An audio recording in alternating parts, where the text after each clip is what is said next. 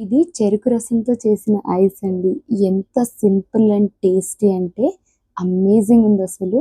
బయటికెళ్ళినప్పుడు చెరుకు రసం తాగడానికి ఆపితే మా పాప ఎలాగో తాగదని మా ఆయన ఇచ్చిన ఐడియాతో చేస్తున్నానిది. సో, టేస్ట్ అయితే చాలా బా వచ్చింది. చెరుకు రసం తీసుకున్నాం.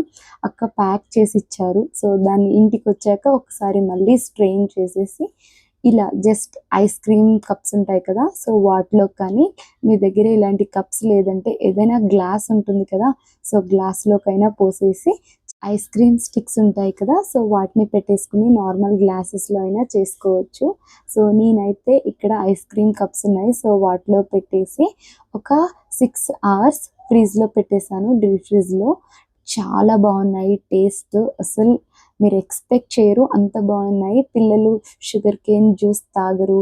ఈ పిక్కీ ఈటర్స్ ఉంటారు కదా! సో, వాళ్ళకి చాలా సెట్ అవుతుంది. మా పాపకైతే చాలా బా నచ్చేసింది టేస్ట్. మీరు కూడా ట్రై చేసి ఎలా వచ్చిందో కామెంట్ చేయండి. Thank you.